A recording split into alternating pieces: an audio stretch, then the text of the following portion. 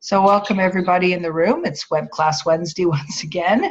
And here we are all together. If you're here live in the room, I always love you here. If you're watching the replay, welcome to the replay. So tonight we're back to talking about author branding and how authors are responsible for their own brand. There's a lot of different levels of author branding. One of the probably the most significant parts of your author journey, because you've written a book, is to let people know you've written the book. So it's, step one, write the book, get the product finished. Step two is not publish the book. Step two is promote the book. Step three is publish the book. And then you go back and rinse and repeat. Then you promote the book some more and promote the book some more. But when I created Pathways to Publishing, it was based on the 5 pillars of Pathways. And it's commit, write, design, promote, publish. Commit comes before write, and promote comes before publish. So a lot of people write books and they publish the book. I see this all the time actually on writing Facebook pages for writers and whatnot. They say, okay, well, I published my book and it's out on Amazon and nobody's buying it. So it's, how did you promote it? Well, what do you mean? You gotta let people know it's there. You can't presume that they're going to know unless you tell them what you've done and where to find it and what it's about, and more significantly, who you're about, who you are. Because you are your brand. So whether you have a book or you have a course or you have a speaking, a keynote speaking that you're doing, or you're doing a live event, it doesn't matter what you're doing.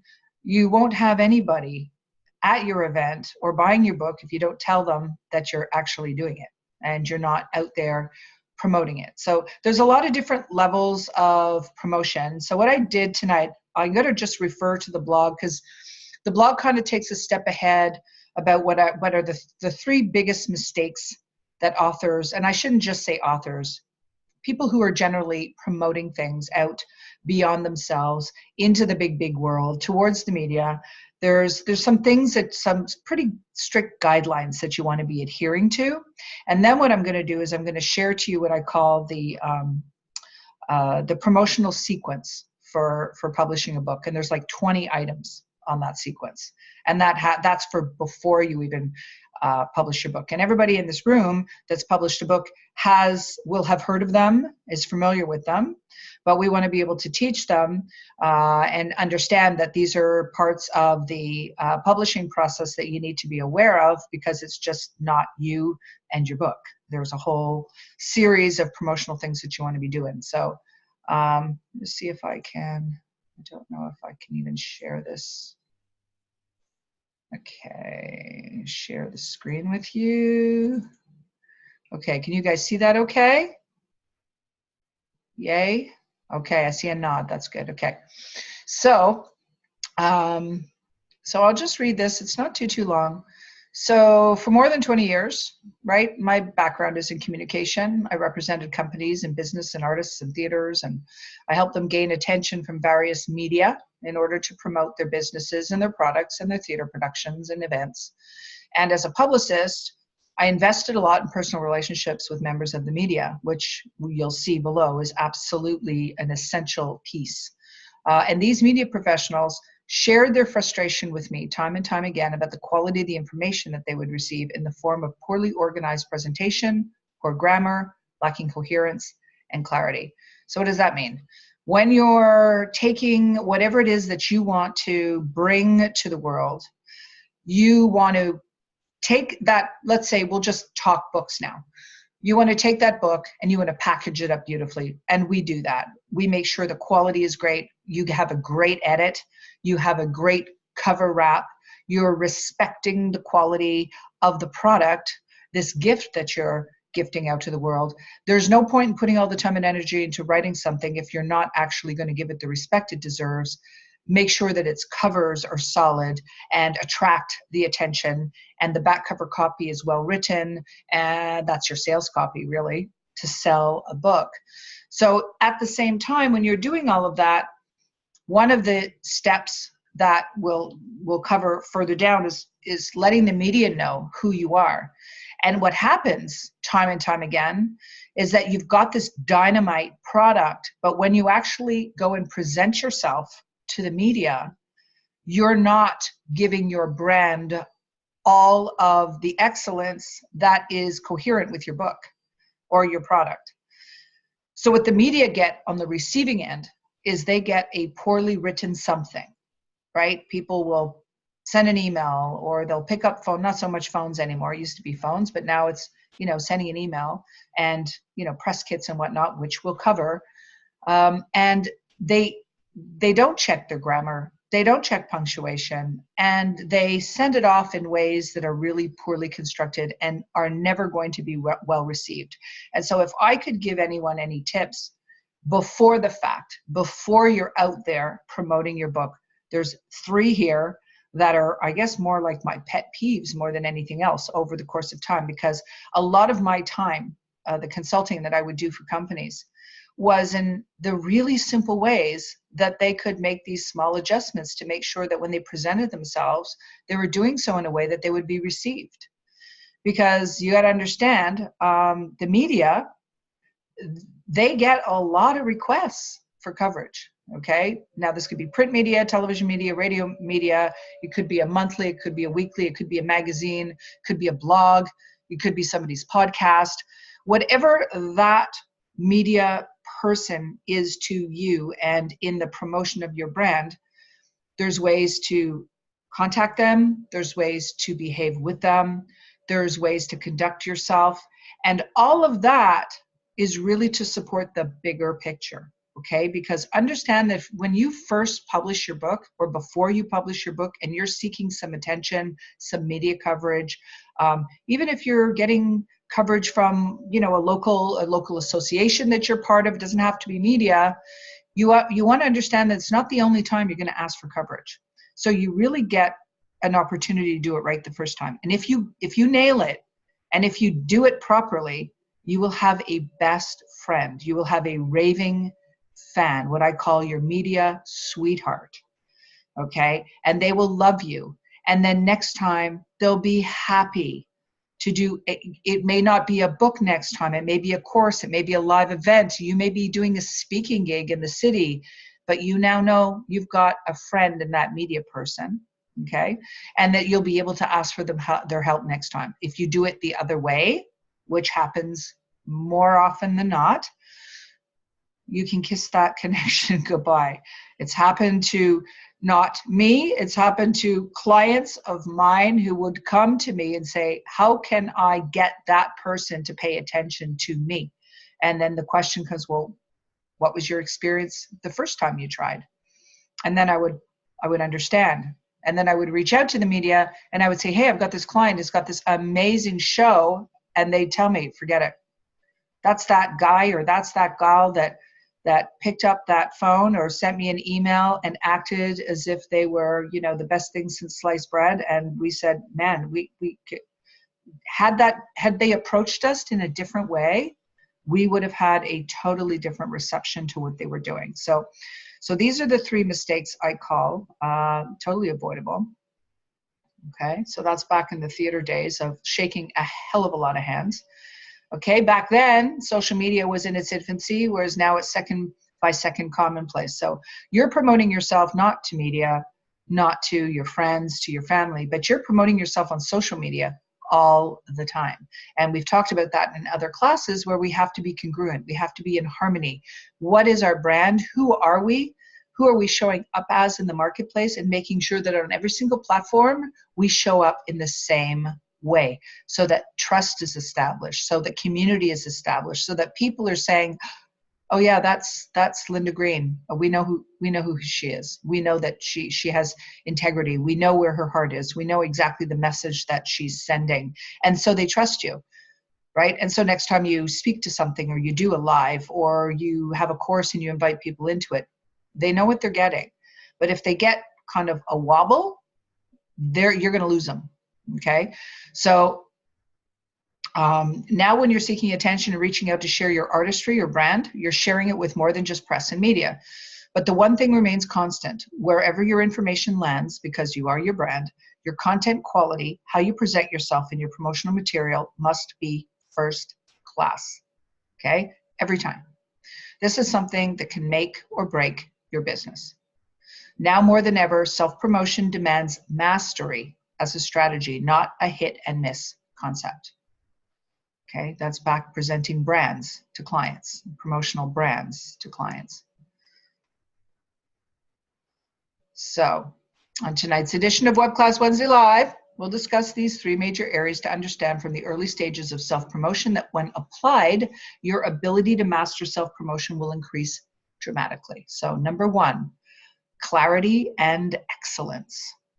Provide clearly laid out information about yourself that exemplifies excellence. In a sea of requests, only those survive. Ensure that the manner in which you communicate and convey your message is without presumption or entitlement and conveyed in a humble manner. You must entice the reader by telling them precisely what you want them to know. This, in fact, is very empowering. That is, of course, if you're equipped with the right tools at the ready to communicate on your own behalf at a moment's notice. Press kits are not just for press anymore. There's a typo there. Quality, excellence. The following are key factors to keep in mind in what's widely expected of anyone reaching out for coverage in our global competitive market. You must possess some, if not all, of the following qualities. So let me just back up for a second. I want to get back to the presumption or entitlement part. I had a client that asked me to come in and work with her on a project. She was promoting Rick Springfield. Now, Rick Springfield had his day as a singer. He was coming in and doing a massive concert in Montreal. And she had kind of blown her marketing budget, and she didn't have many more kind of tricks up her sleeve. So she contacted me and said, you know, can you help me do some promotion? And I made the one mistake of my promotional career. I said yes. And what I said yes to, she said, can you give me your contact at the Montreal Gazette? Okay, so for those of you who live outside of Montreal, the Gazette is our main daily newspaper, like the Chicago Tribune, right? Like any other major newspaper in a city. And I had excellent contacts at the Gazette, and they would pay attention anytime I asked very nicely for coverage. But what I didn't realize is that she didn't have the same savvy when it came to media. So I handed over, which I've never done again, I handed over my contact. Instead of contacting them myself, I just said, you know what? You really need this now. I will hand you over the editor's name of the entertainment, and I'm sure he'll be able to help you. So what I didn't realize is that she was what we call a media hound. Okay? So here she had a show to promote. She was desperate at this point. She had no budget left. So she didn't go into the media asking for some humble favor to please help her out. She went in with an attitude of presumption and entitlement. So she went in expecting that they should cover her because, after all, you know, she thought this was the best thing on the planet. And of course, when you're promoting a client, you do think that way, except you can't let your media know that. So what she did was she pestered this media contact to the point that I got the call. And the call came to me that said, call off your dogs. Okay? I have no interest, and nor will I publish anything about Rick Springfield, only because of the way she behaved. Only because that she expected it, and she pestered us, and she sent us notes and emails and didn't leave us alone. So presenting yourself with excellence comes with humility. You never expect. They're doing you the favor. You're not doing them the favor. We know your book is awesome. We know your course or your live event. We know it's the best thing on the planet, but they don't. And our job is to make them aware of it, but in a way where they feel honored to know about it, not because they feel pressured to do something. They get so many requests from so many people, so you have to find a way to stand out. And if you get pushy, you won't get anywhere. Okay, so here's some of the qualities in the global market that you must possess that will get you what you want. Okay, you need to be unique in your messaging, right? You need to be clever. You need to find a way that your information stands out a little bit from the crowd. You need to be very articulate. You need to be a pro, inspiring and polished and polite, grateful, trustworthy, thorough, accurate, comprehensive, noteworthy, available, and honest. Okay, so here we get into number 2, the presumption of an entitlement. You must never presume you're entitled to coverage, because you're not. Self-promotion begins with the understanding that your future audience you are seeking to impress are as busy or busier than you are. Media in particular are sent thousands of requests like yours every day. So the manner in which you communicate to them is key to mastery. So in this day, which is 7 years from when I was doing all of that promotion, it's even more so now because your promotion is in real time. I mean, we just promoted Samantha on Facebook Live, and we made a decision, 3 minutes out there, Facebook Live, promote.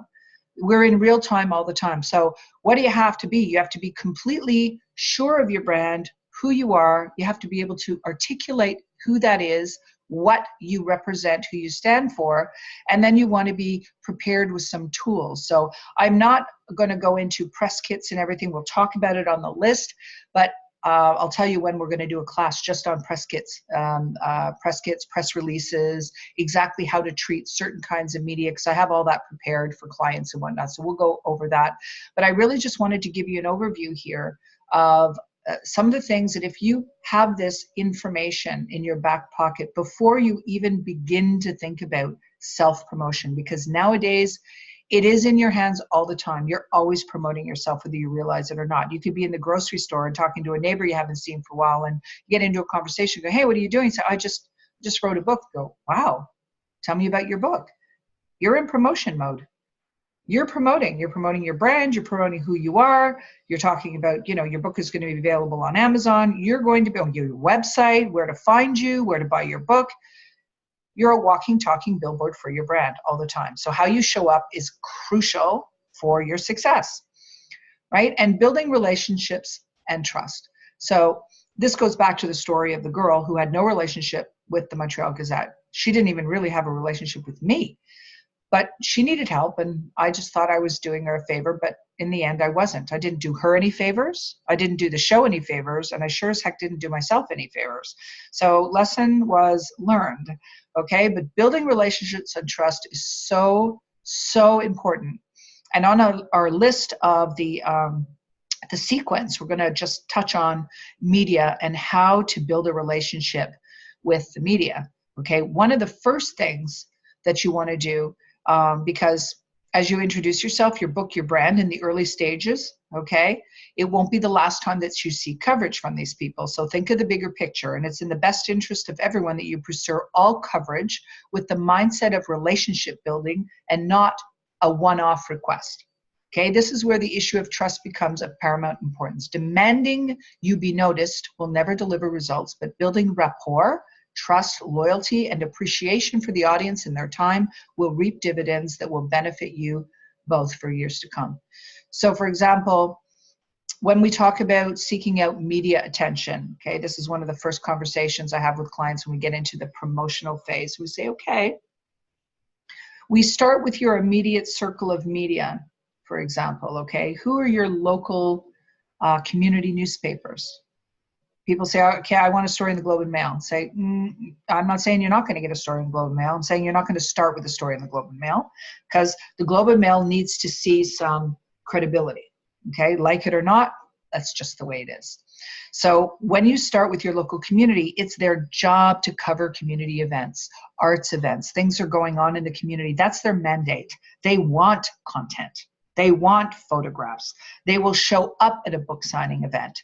So the first thing you want to do is find out who those people are, right? You look in your own community and you find out who's the local community newspaper or the local business newspaper, arts and culture newspaper or magazine or web webcast or wherever those stories are being broadcast. And then you can go out a little further, right? You can take the next level of media. You can take like a city media that's not just community-based, that's a little bit more visibility, a much higher readership. And in communicating with them, it becomes easier to say, so-and-so from the so-and-so paper did an extraordinary, I'm so grateful for the story that John Smith did in the local Courier about my forthcoming book. And I wonder if I might ask, if you would be interested in doing some sort of coverage as well. Super humble, super request, and I've got, scripts that I can share for all this kind of thing. But it becomes really important to be aware that this is your responsibility. So to pick up the phone and say, hey, who covers the arts? And I'd like a story done, please. Ain't gonna do it, okay? So you wanna find out who they are, who the editors are, and who the reporters are. And then you might want to look them up and follow some of their stories. Follow some of the things that they've been reporting on, so that when you reach out to, John Smith at the local paper, you say, hi, John Smith, this is Linda Green. I'm this is what I do. And I have a book that I'm really proud and excited about. And I read your story that you did in the paper a few weeks ago about Mary Smith and her whatever, artist festival. And I was really impressed, and I especially loved how you gave her time to speak in the article and what have you. So you're not cold calling, you're going in there having done a little bit of homework about who you're asking a favor to, okay? So these are all different tricks of the trade to build a relationship. And I know the relationships that I have with the Montreal media, Toronto media, some of them, but mostly the Montreal media, are so strong, solely because there's been an investment on my part and on their part. So you get to know them, you get to know who they are, you get to know their families, you follow them, you're on social media, you're constantly building that relationship. And that's really the backstory of how you gain coverage and media attention. It's not about luck. It's about building relationships with people. So I really wanted to kind of touch on that before we get into kind of the overview of all the different components of promotion. Because if you understand that part, the lens that you look through all of this through is very different. Okay, you take a step back, you take a little bit of a humble step back and say, okay, I'm asking for something. What's the best way to ask? Okay, and then after you get, the very best way to follow up is to write thank you notes. Believe it or not, saying thank you is just as important as saying please. So any of the stellar coverage that I've ever had, front page news, has always been followed up by a thank you, a note, and expressing extreme gratitude. And if you can do that with major media, and you can do that with the small community newspapers that really don't have an opportunity to interact with people regularly, they're so busy covering community, if you can just thank them, you'll be their friend for life, right? They'll cover you when you do anything. And if you keep doing that, you will then have media sweethearts, and you'll be able to go to them when you have something even bigger. Okay, so I'm just going to stop the sharing of the screen now. Okay, does that make sense to everybody in the room? Because I didn't get to see all your smiling faces. Okay, great. Hi, Valerie. So good. Hi. Okay, so does anyone have any questions before I go on to the sequence for promotion for authors for books? Does anyone have anything to ask or any comments? You see my cup that's all about gratitude. Okay. I'd like to make a comment, and only because of what you're talking about today and building relationships. So the one thing I've found over the last couple of weeks is the importance of trusting in who you are as a writer, as an artist, whatever you're doing, to believe in yourself. Yeah. And I say that only because I've walked away from a couple of situations where I haven't believed in myself enough, and that's come across. And I've walked away from circumstances and said, oh, like you haven't handled that well. You haven't believed in yourself enough. So if I were to say anything to the people that are on this call who haven't published a book yet, and for those who have, is when you're talking to anyone, always put your best foot forward and always trust that you're able to do anything versus where your shortcomings are. I'm bad for saying what my shortcomings are, and I'm realizing that that's not helpful. So from what you're sharing and putting your best foot forward, you definitely have to, because you walk away and go, what have I done? And I've done that a couple of times now. So it's like, okay, you're capable, you're able, put that forward, and people will appreciate it. As much as it's hard to do, you have to do it. And it's energy, right? I mean, we're sharing energy. So it's like when people are afraid of dogs, and people know that, like, the dog can sense that you're afraid of the dog, right? It's to the sense of you have that security and knowledge in who you are and who you're showing up as. And even if you have to rehearse that, that's rehearsable. People talk about elevator pitches. It doesn't have to be,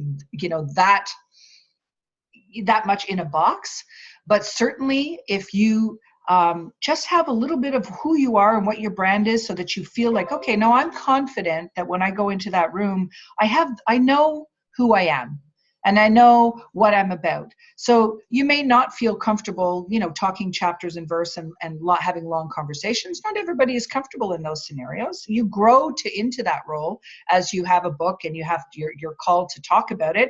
And then when you do get media coverage, they are sitting down with you, and then you are because you're going to be asked to make changes.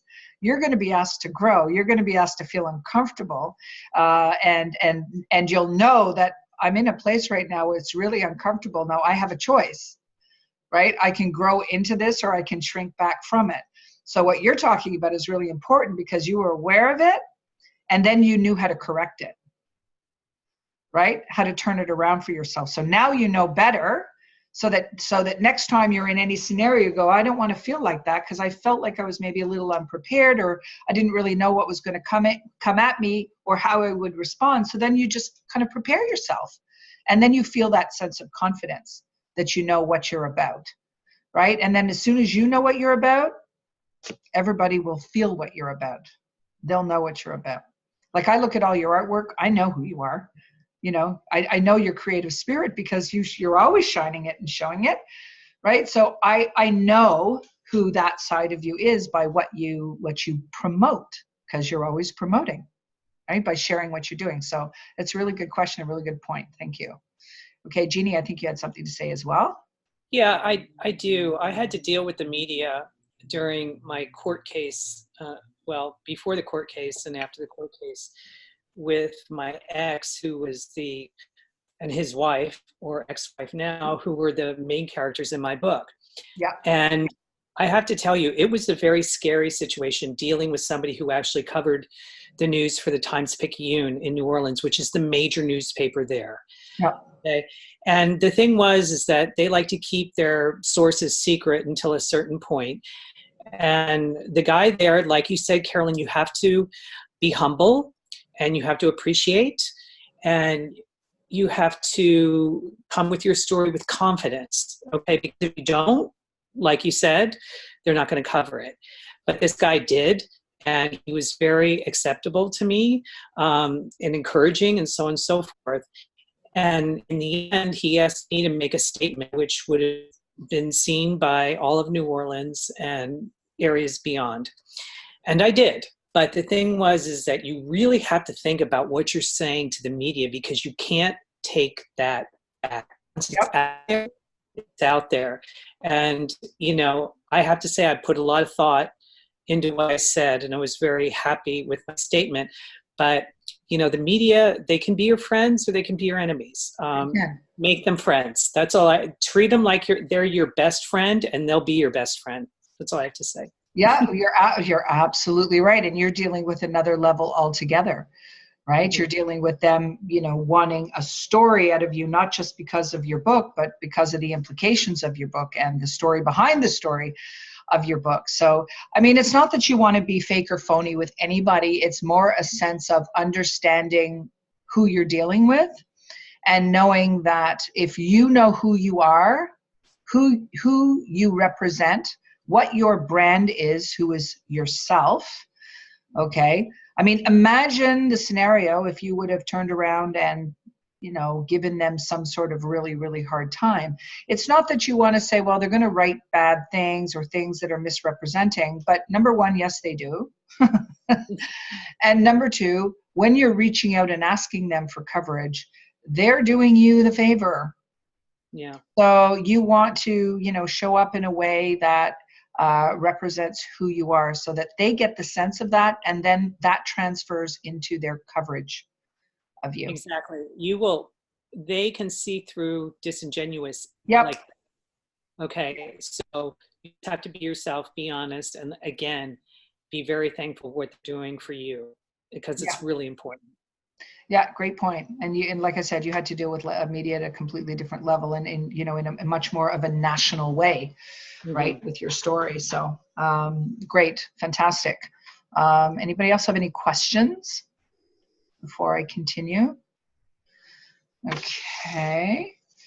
So I'm just going to cover what I call the promotional sequence. So like I said, some of these things you're going to know are necessary to create your brand, to create your author platform. But we want to make sure that these things, you've either thought of them, you've started putting them in play, you have them in play, because they're not meant to be thought of when you publish a book.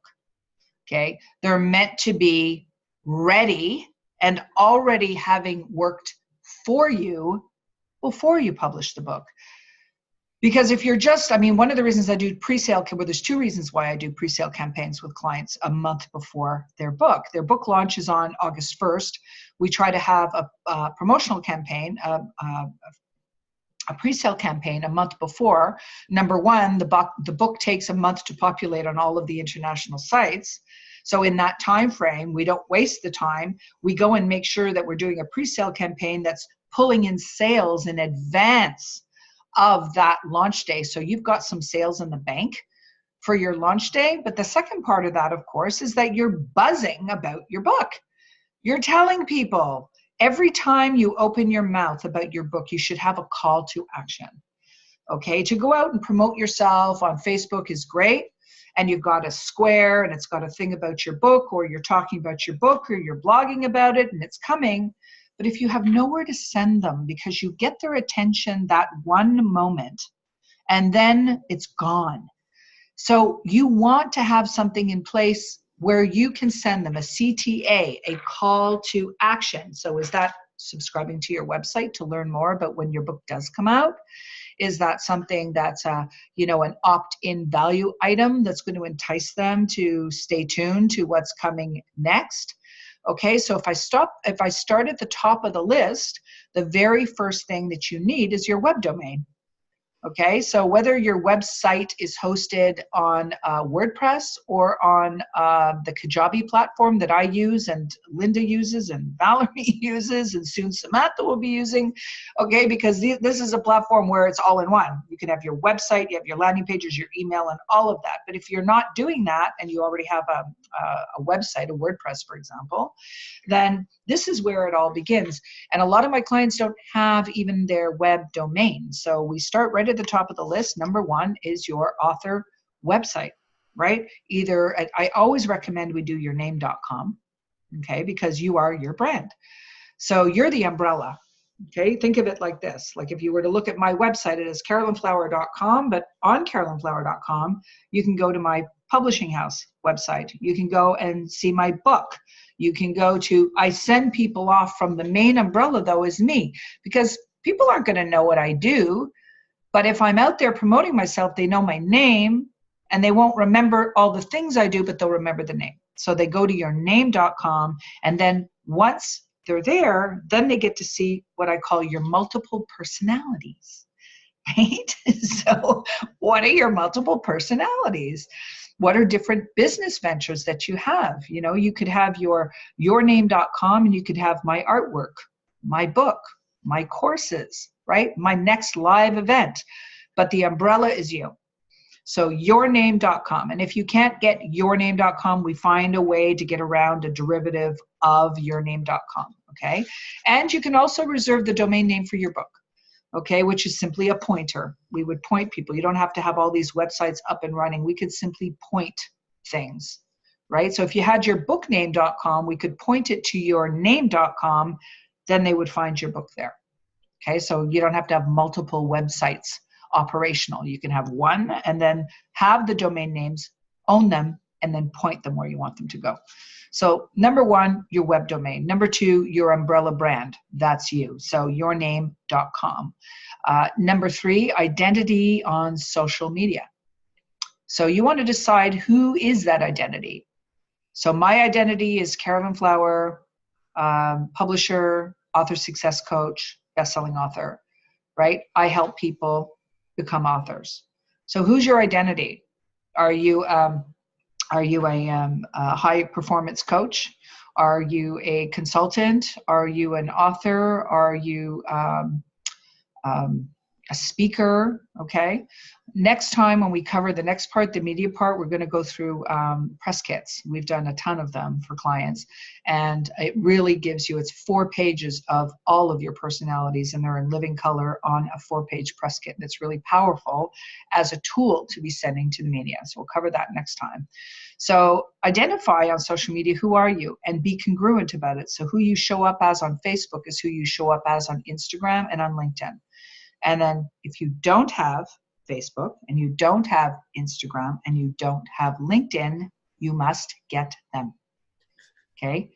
Don't want to, I get it. Who really wants to be on social media? But if you want to sell books and you want to sell your brand and you want people to know what you are selling or sharing or gifting to the world, you got to be in the world. And the world is in the social media sphere. So you kind of got to go where your audience is, right? So you determine your brand. Number 4, you determined your brand and your niche.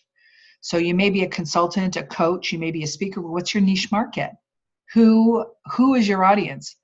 Who is your, I hate this word, avatar, okay?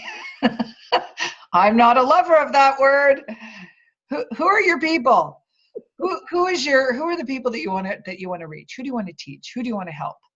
Okay, who do you want to make sure that you get your message to so that they hear you, and identify who that is. Okay, so that's something you do need to know.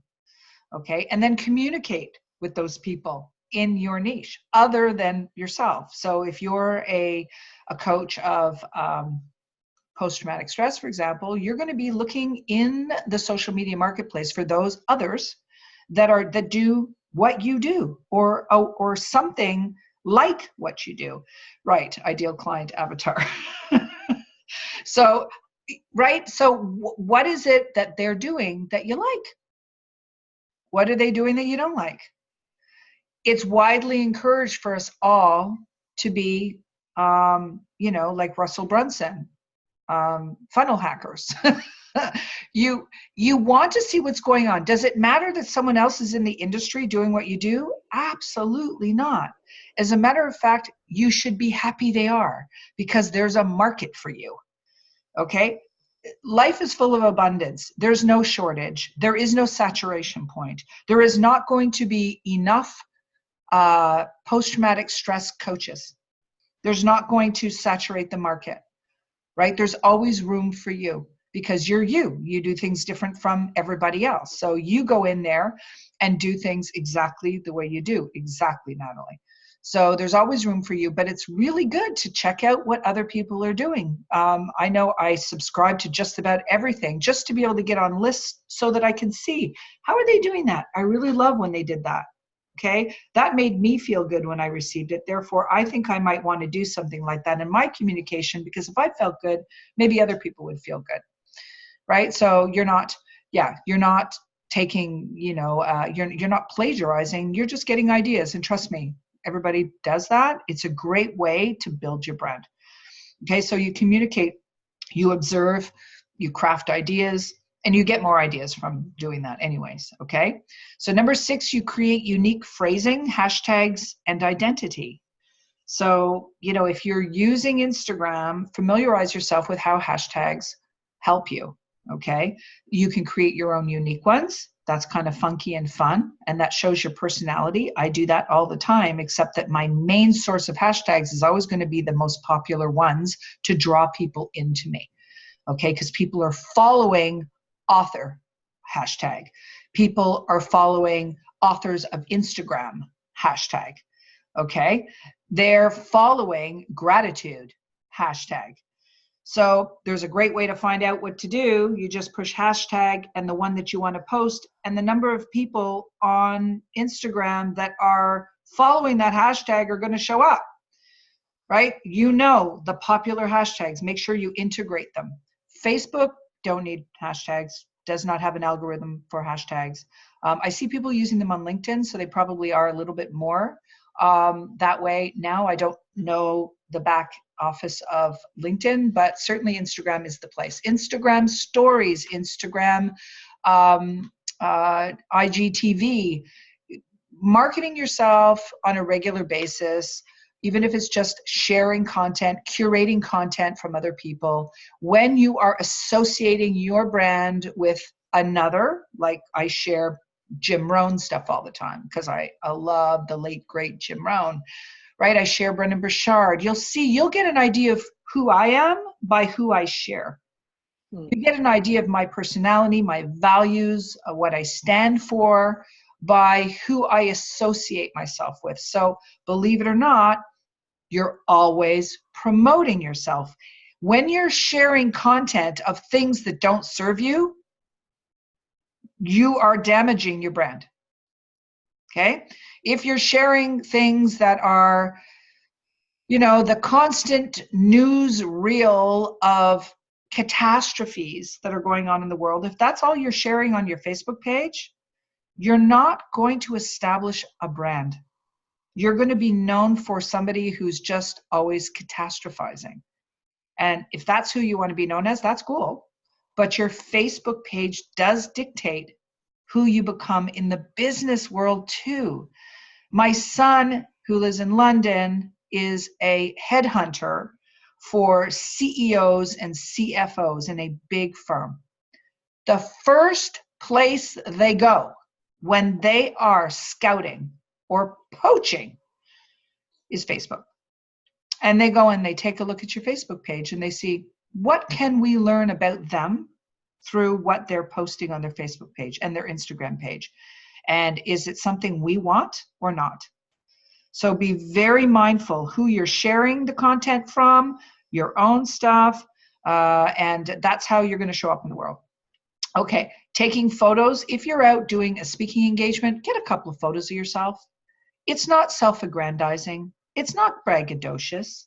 It's just showing people who you are. If you're out giving a conference, get someone to take your picture, for goodness sakes, while you're standing there speaking. And then use that. Use that in your promotional materials. So many people say, yeah, but I'm kind of like showing up. No, you're not. You're showing up. You're showing up. Make sure that you promote yourself regularly. It doesn't mean that you're doing selfies every 5 minutes. That's not what I'm talking about. Okay, there's time for that too, a little selfie here and there. I know a lot of people go to the other extreme where they go to these conferences, and they go to the conferences, I swear, just to get their pictures taken with the speakers, but I don't think they even listen to what went on at the conference, because all they want to be shown as is the person that was standing with the speaker. That's the other extreme. Okay, nothing wrong with doing that, but at a certain point you get a kind of a vibe from that, and you go, okay, like, got it, understood. Right? You want to be a little bit above that. You want to be a step above that. Okay? So taking photos, using your past experiences, your credibility. If you did conferences for 20 years in corporate, and now you're an author, that part of your life is important. That part of what you did, you can weave into what you're doing now and use it to promote yourself. You know, integrate it into your copy. Like I just did at the beginning of the blog. I spent 20 years of my career promoting other people's stories. It's part of what brought me to where I am today. And you all have a story that brought you to where you are today, right? Use your past experience, build your list.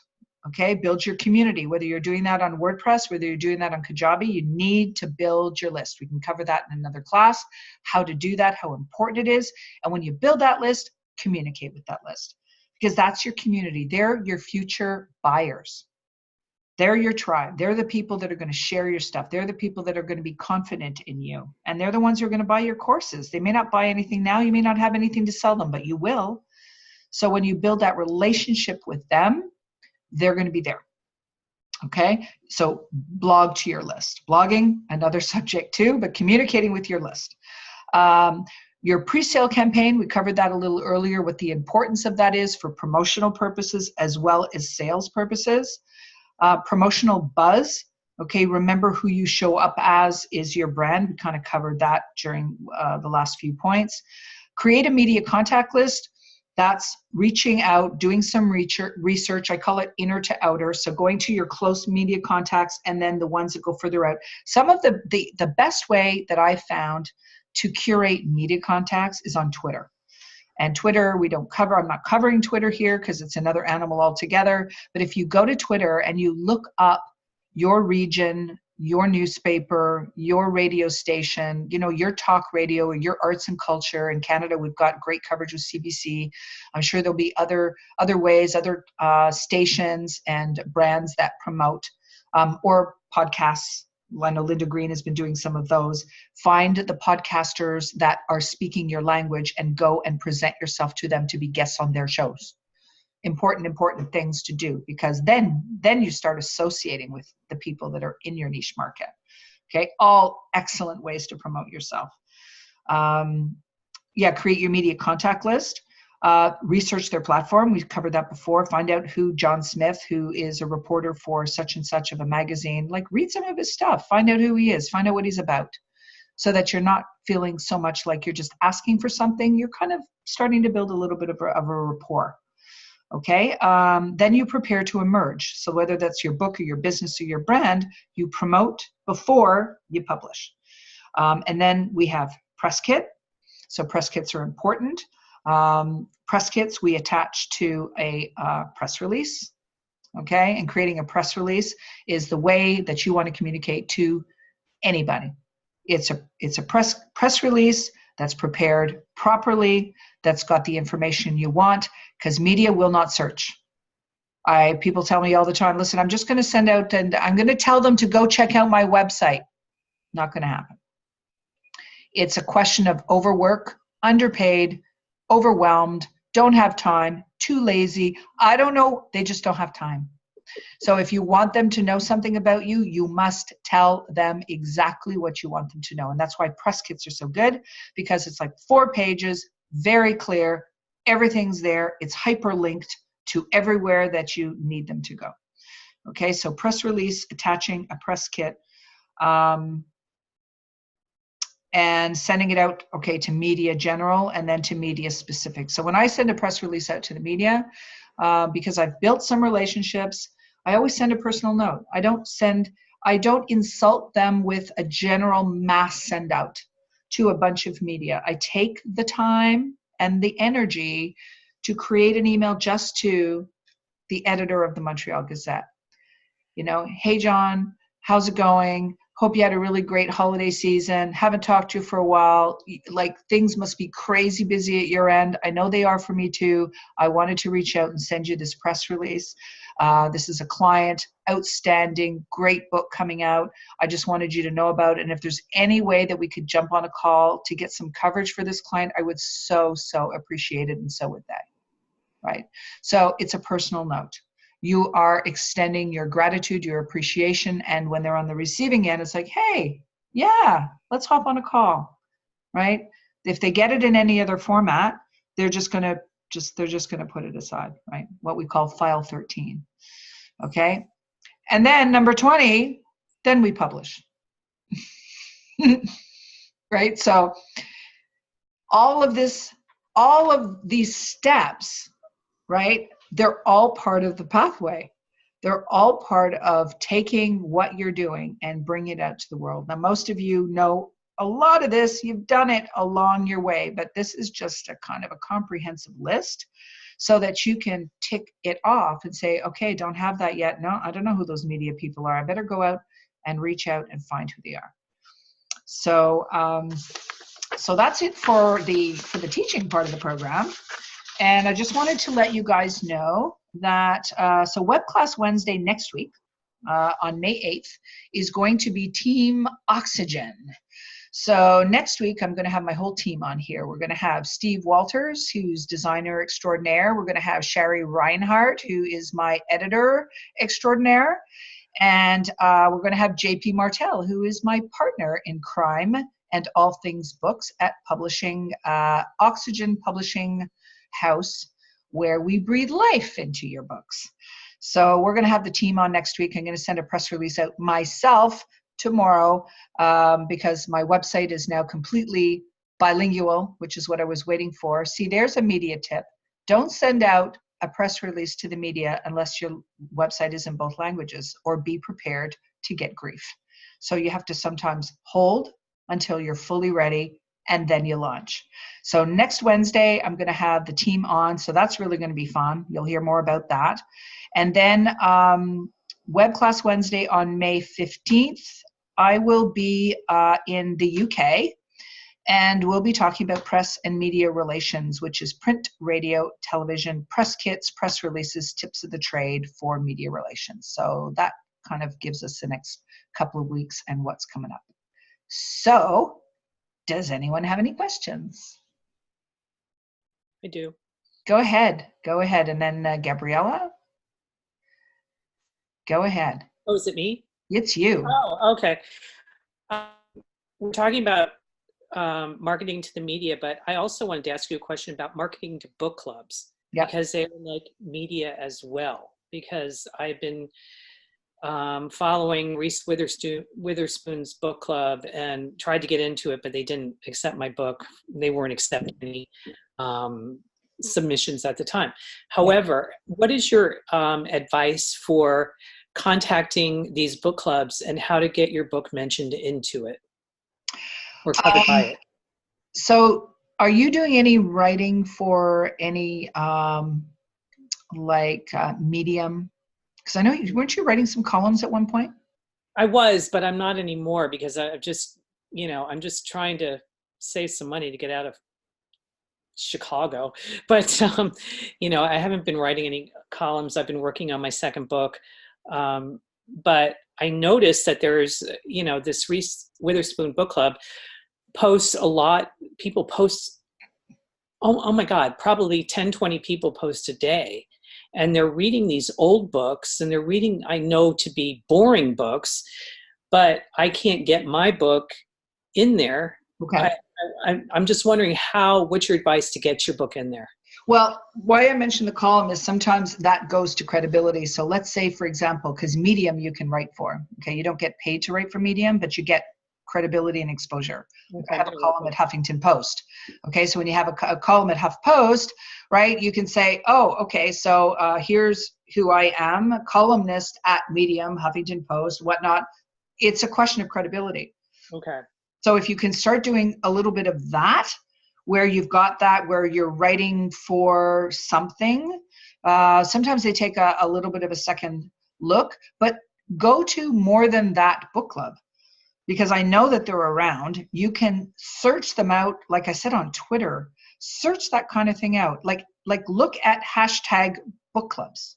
Okay. Right? Valerie has a book club that she started. Valerie, did you go out and kind of model from any other book club? Did you go seeking out other book clubs when you were doing your own, when you were setting yours up?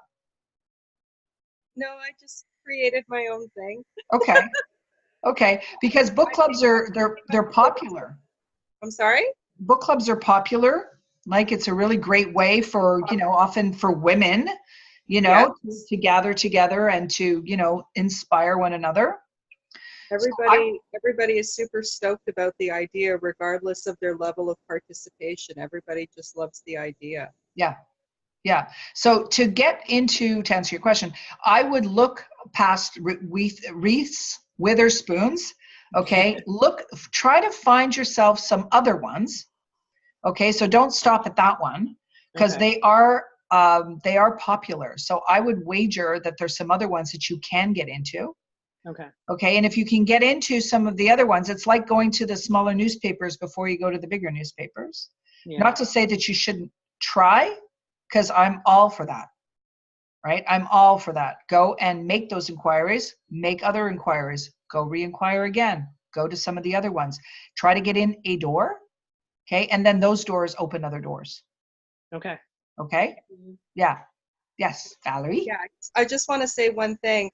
There are a number of women in this group who are members of the group. It's just a Facebook page, the Empowered Women's Book Club. You're welcome to join, and anybody here is welcome to promote their book on my page. Like, go ahead. Yeah, Jeannie's story is a good one too. Empowered Women's? Yeah, to empower women, and her platform is for women against video voyeurism. Okay, so women against. Okay, so we'll talk. So I'll reach out to you. I'll make sure that you're on the page, and please, and everybody else here, feel free to share. Thank Love you. it. Thank you. That's fantastic. Okay, well, thank you. Gabriella, did you have a question? Wait, hang on. There we go. Okay. It wasn't so much a question, but it was just about earlier on when you started talking about all the points and that, and I just feel so overwhelmed with wanting to start to put myself out there because A, I'm afraid of the commitment. And B, it's just fear that's holding me back because I'm like, oh my God, I'm gonna have to commit to this every day, and it's frightening actually and you're right, it is calling me and I need to do it.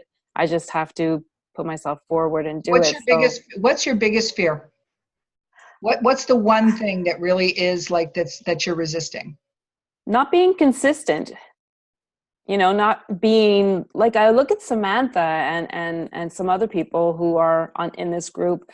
They're consistent. Every day I see something. I'm less and less on Facebook, but when I am on it, I do see the consistency of certain people putting out things. Mm-hmm. And I realize if I want people to follow me and to buy my book, that I need to put myself out there. I just feel like as though I'm not going to be consistent, and B, do I really have that much to say? Well, and then the other thing that we were talking about is, what is your niche? And it's like, oh my God, do you have a questionnaire that I can ask myself? I'm not even sure. I feel like, I don't know, Carolyn, I feel like as though I was meant to meet you and be here with everybody. And my book was calling for me to start finally writing it. But it's like learning, being part of these groups with you Wednesday and Sunday, it's mind blowing because you're learning so much, what it's you don't know what you don't know, and then when you do know it, you want to know more. But sometimes knowing more is frightening because you're like, oh my God, and you second guess a lot about yourself. Sometimes it makes you have those self-doubts, and then other times you're like, no, I got this, I own it, I'm good, I can do this. But then I'm still always asking those questions like, well, okay, so what is my purpose? What is my niche? Who am I to talk about myself? So I'm like, whew. So number one, congratulations for asking yourself, like, what's my purpose? Yeah. Because so many, they just don't, right? So you're asking the right questions, right? And then you don't, sometimes we put purpose in this big, huge vacuum and we go, oh, like it's this big, big thing. But Joey was actually pretty good at breaking it down.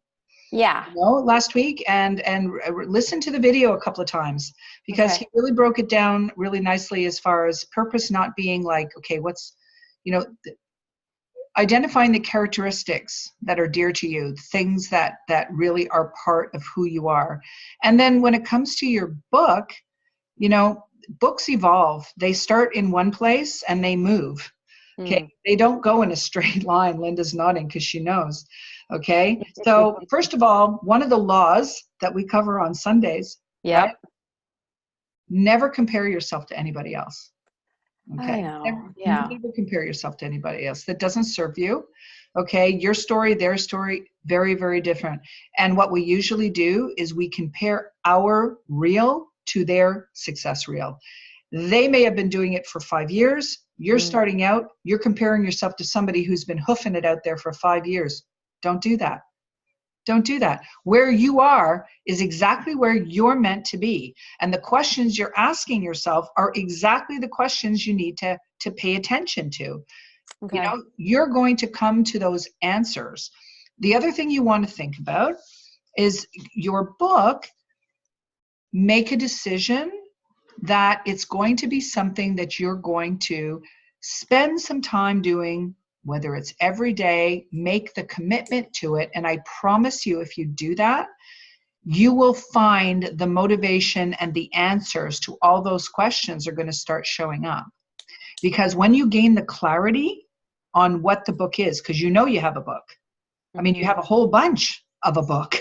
Yeah. Right? But because it's evolved a little bit and it hasn't gone in that straight line, it starts to get cloudy.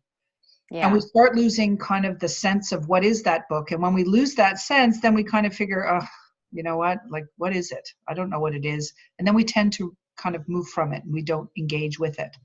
So once you gain the clarity and you ask yourself, okay, what is it? What is my story?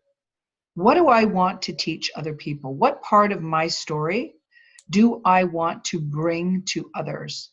If you were to imagine somebody sitting reading your book, okay, they've just bought your book or they've just met you at your book signing and they have your book in their hands and they come up to you and you go, Gabriella, I'm so thrilled that you wrote this book. Like, thank God you wrote this book because I learned so much about what?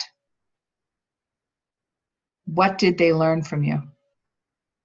And then fill in the blank. Okay. Okay. Think about the book already done. Don't think about the book with the blank pages and I don't know what there, it's all cloudy. Think from the wish fulfilled, right? Classic Neville Goddard. Okay. Always think from the wish fulfilled. Think that the book is done. It's already published. It's already done. You're at your book signing or you've had your unboxing day just like Samantha did today. Think of a moment like that when you see your book for the first time and you're so proud of it and you've accomplished it. Think about what that feels like. Get emotionally attached to that outcome. And all of a sudden, you're going to start to get these downloads, right? They're going to start coming to you. And then the little pieces will start filling themselves in. But they won't if you don't take the commitment. If you don't decide and say, okay, enough of this, okay? I know I'm here to write this book or create this course or whatever that thing is for you. It's a book. I'm tired of playing small. Natalie can speak to that. Mm-hmm. I'm tired of playing small. I so want to be running and not walking. So what you observed is actually true. The people who are running are doing things consistently every day. Yeah. Okay, it's part of running a business. It's part of being, you know, bringing yourself out into the world to teach something. If that's what you want to do, then you want to be constantly engaging with your audience. You're always promoting yourself. So it doesn't mean you have to be throwing content out there 3-4 times a day, but you want to take a look at, okay, who am I? What is it that my book's meant to teach? What are people going to learn from me? What is it about what I know, my experiences, my author story, my authority, okay, that I can bring to other people? And then work backwards from there. Does that make sense? Yeah. Thank you. Yeah, get a feeling of what it feels like when it's done. And then that's what motivates us the days that we just don't feel like doing anything. Because those days come for everybody. Guarantee you. Got it. Okay? Thank you. You're welcome. Okay, any other questions? No more questions. Linda's sitting comfortably. Samantha's still in her unboxing day. Would you like to share your book cover with the group? I'm going to unmute you. You have to unmute you. There you go. Do you have your book with you? Yeah. Yeah, I do. It's an author It's copy, still guys. very- So it's still there is a banner across the front of it because it isn't author proof. But And you know what? Before we took it out of the box, so it's the idea that came into my head, the thought, I'm like, what if I ordered something else and this is not my book? Once I open the box and we're live.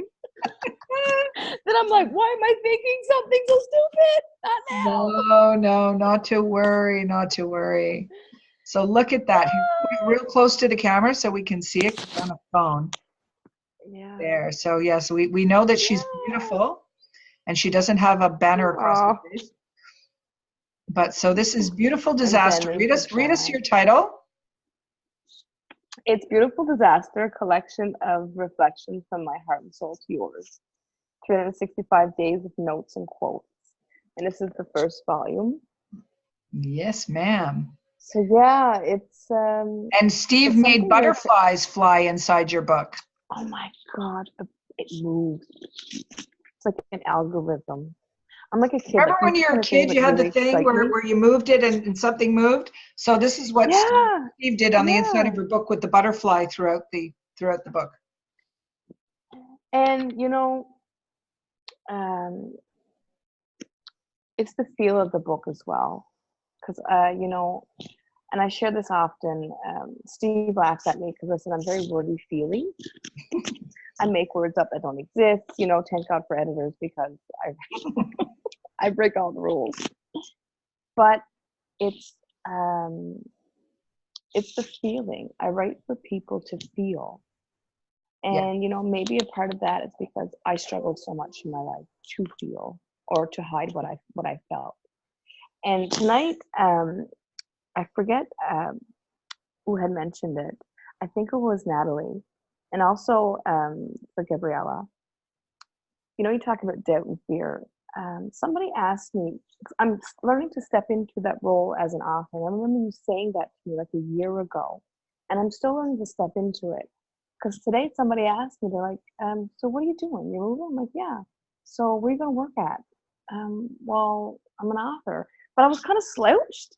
Yeah. And then all of a sudden, like I said, okay, maybe I should stand up straight or something, right? And then I'm like, yeah, I'm an author. So it was just in a moment. It's almost like you learn to become that. It's a slow process, because like even tonight when I opened the book, it's an emotional journey. Yeah. Right? Like we're growing, we're always growing up. Well, you're And becoming. it's actually a beautiful thing. Yeah, you're becoming. Yeah.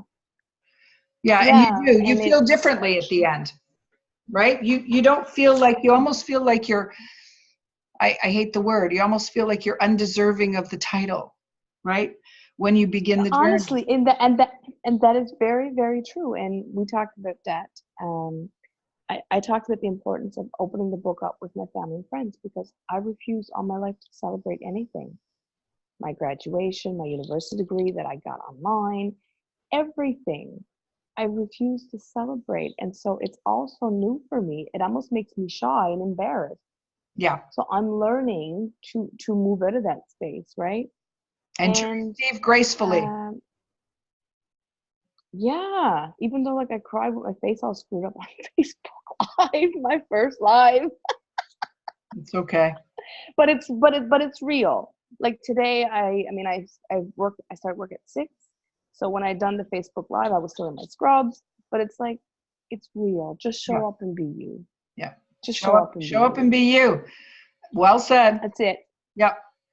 Well, congratulations. You deserve it. Everybody waits for that day. Thank you. And that's like one of the most exciting parts about becoming an author. One of the most exciting steps towards the end of that first part of the journey of becoming an author. So it's when people say you help people write books. I said, no, I help people become authors. That's what I do. Yes. Right? And everybody deserves to have that feeling. Oh God, yeah. Okay. And thank you for helping me celebrate that, Carolyn. Well, thank you for letting us in. With your kids around you. I sent you a picture of a box. It's a box. It's here. That's so good. Okay. Yeah.